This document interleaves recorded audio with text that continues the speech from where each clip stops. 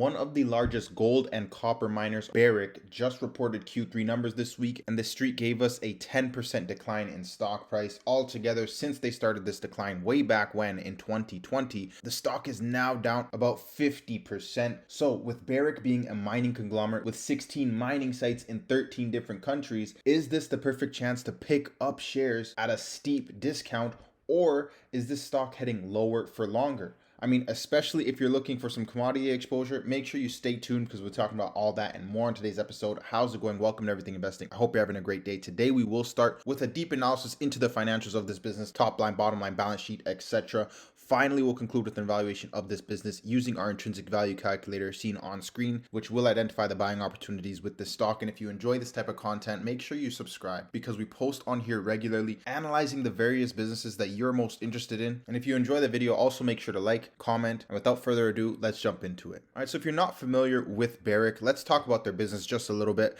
They are the sector leading gold and copper producer operating mines and projects in what is actually 18 different countries, which spans the world's most prolific gold and copper districts. All right, and their purpose is to build the world's most valued gold and copper company, and their strategy to do this is to plan for the long term, continuously investing in sustainable growth with resource-based plans, etc. Okay, let's talk a little bit about this quarter specifically. What did the CEO say? Well, they're saying based on their long-term growth strategy, they're continuing to maintain strong balance sheet and develop their wealth of organic growth projects. They're looking for more merger and acquisition opportunities, but only with the right price in mind. And that's something that's common amongst commodity businesses. But with that being said, let's take a look at how they performed over the years in terms of top and bottom line. We can see it's been a little bit wonky here, up and down. And what does that mean about this business? Well, this is a very cyclical business, okay? This is not the type of business where you expect long-term growth over the long-term horizon. This is a type of business where you pick and choose the right points to buy because you know that there's cycles to this business, right? And the best time to buy is when we're at the lowest point in the cycle, because what always happens after that is we have an explosion up because we're able to really capture all the benefit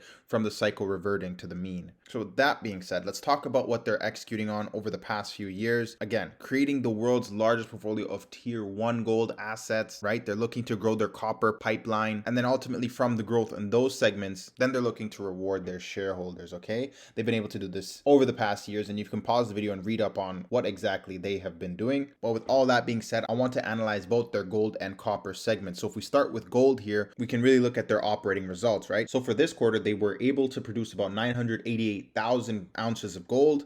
It cost them all in about 1.2K to produce each ounce. Keep that in mind as we'll be looking at a chart in just a second, but we'll also look at copper here. They were able to produce about 123 million pounds of copper this quarter. It cost them about $3 to produce each pound, okay? So let's take a quick look at this 10-year gold chart here. As you can see, this is the current price of gold sitting at around 1629 currently. If you recall, it cost Barrick to produce each ounce of gold at about 1.2K, meaning they profit on the spread from 1.2K up to 1.6K, which is the current price, meaning their gold segment should be performing well. You can see here back in 2014, if at that time it also had costed them about 1.2K to produce the gold, yeah, they wouldn't be making much money in their gold segment. But now, because gold prices are elevated, they'll have much better margins for their gold segment. And then when we look back to our copper segment, we can see here, they were able to produce them at $3. Okay, let's take a look at how that's working out for them. Well, the price of copper is around $3.50 right now.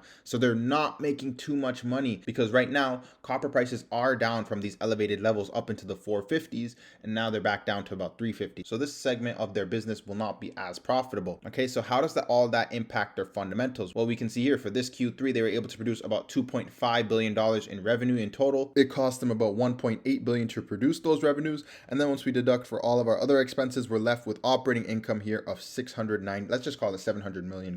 If we look at this from a year-over-year perspective, last quarter, this time they were able to produce about $1 billion. And again, it's because of the margins within their business. Again, if we look back, especially at the copper chart here, we can see where we are right now versus where we were a year ago. Yeah, things are much different, and so they were able to be more profitable. And on a 9-month perspective, we have about $8.2 billion, slightly down in revenue from last year. And this year, it is costing them a little bit more here to produce that $8.2 billion in revenue. And so by the time we get down to our operating income, we have about 2.8, let's just call it $2.9 billion for the 9 months versus $3.5 billion. So again, we have to stress the importance of buying at certain times in the cycle, right? It's actually better to buy businesses, commodity businesses, when they're at their low points and when they're performing worse off, because in the future, when copper prices do rebound, and they will, as they always do, same thing with gold prices, if you're a buyer at the lows, you're really going to benefit on that cycle reversion in price to the highs. All right, so if we take a look at their liquidity position here, $5 billion in cash on the balance sheet with $5 billion in debt means this business is very liquid, and they have absolutely no issues at all in terms of liquidity. Now we look at this from a free cash flow perspective. The cash provided from operating this business for this quarter was about $750 million. Deduct our capex figure of $792 million, we're left with a negative free cash outflow of $34 million. And again, that's a direct impact to the cyclicality of this business. So ultimately, there's not much they can do with the free cash flows there, but they're still committed to their shareholders. So they're paying out a dividend and also trying to repurchase some shares. Okay. And obviously this is a main focus for them. They're looking to return value to shareholders. And that's why they have an industry leading dividend yield, right? Of 4%, consistently growing those dividend yields year over year over year. Okay, so now it's time to evaluate this business. Do we think this is a good buy? And honestly, if we take a look at the stock chart here, we can give ourselves a better picture on when the best time to buy is. Clearly, when we're in and around this $10 to $20 price range, the stock has consistently been rejected higher every time it's gotten down to these levels. And we have to also remember right now, a lot of equity has been pulled from the markets right now. So not a lot of people are fully invested. So even though the stock price is around these lows and they are able to produce positive operating income, this might actually be a decent time to buy right now. And if we look at this from an operating income perspective, over the past few years, they have been historically able to produce in and around that $3.5 to $4.5 billion figure. So if we plug that into our calculator and we require a 10% return, they are currently paying a dividend. And let's say the stock can only grow at 5% for the next 10 years on a 15 PE. Yeah, the stock should be worth about $35 per share. Right now, we're sitting at just $14 a share. So that's more than a double with just growth of 5% when the cycle reverts to the high point. Now, in the very best case scenario, let's say we actually have higher growth. Let's say we're able to grow from, 10 to 12% over the next 10 years. On an 18 PE, the stock should be worth about $60 per share. So even more upside, right?